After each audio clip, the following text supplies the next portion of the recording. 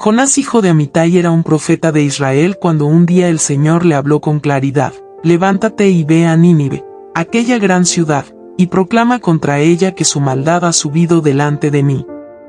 Nínive no era cualquier lugar, sino la capital del imperio asirio, conocidos por su crueldad, violencia y desprecio hacia Israel. El corazón de Jonás se llenó de temor y rechazo. En vez de obedecer, decidió huir lo más lejos posible. Descendió al puerto de Jope y encontró un barco que iba rumbo a Tarsis, el extremo opuesto a Nínive. Pagó su pasaje y se embarcó, convencido de que podía escapar de la presencia de Dios. Pero el Señor envió un gran viento al mar, y una tempestad se desató con tal fuerza que el barco estaba a punto de romperse. Los marineros, hombres experimentados en la mar, clamaban cada uno a su Dios y lanzaban las cargas por la borda para aligerar la nave. Mientras tanto, Jonás dormía profundamente en la bodega. El capitán lo despertó con urgencia. ¿Cómo puedes dormir? Levántate, clama a tu Dios, quizá Él tenga compasión de nosotros y no perezcamos. Los marineros, desesperados, echaron suertes para saber quién era el responsable de aquel mal.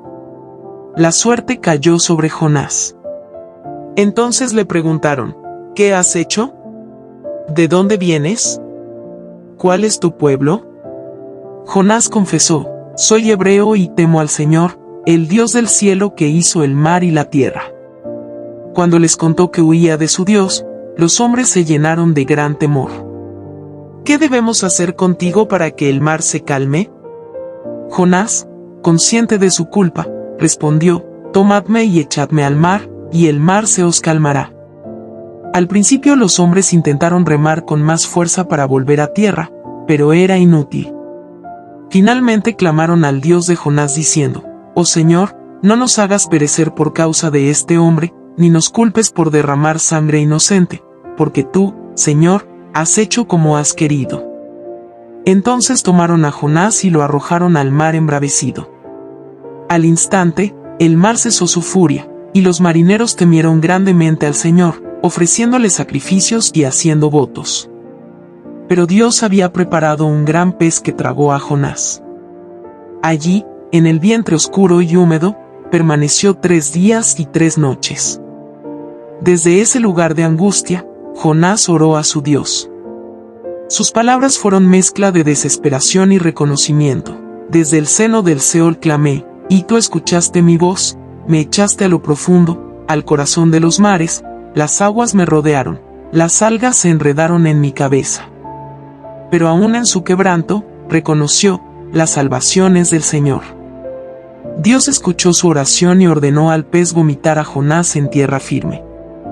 Una vez más, la voz de Dios vino a él: levántate y ve a Nínive, y proclama el mensaje que yo te daré. Esta vez Jonás obedeció. Entró en la gran ciudad y caminó un día proclamando: de aquí a 40 días, Nínive será destruida. El mensaje era breve, pero poderoso. Los ninivitas creyeron a Dios, proclamaron ayuno y se vistieron de cilicio desde el mayor hasta el menor. Cuando el rey de Nínive oyó, se levantó de su trono, se despojó de su manto, se cubrió de cilicio y se sentó sobre ceniza. Luego proclamó que ni hombres ni animales comieran o bebieran, sino que todos clamasen a Dios con fuerza y se apartaran de sus malos caminos. ¿Quién sabe? Quizá Dios se arrepienta y desista de su ira. Y Dios, al ver sus obras y que se apartaron del mal, tuvo misericordia y no destruyó la ciudad. En lugar de alegrarse, Jonás se enojó en gran manera. Oró diciendo: Señor, ¿no era esto lo que yo decía cuando aún estaba en mi tierra? Por eso huí a Tarsis, porque sabía que tú eres Dios clemente y compasivo, lento para la ira y grande en misericordia.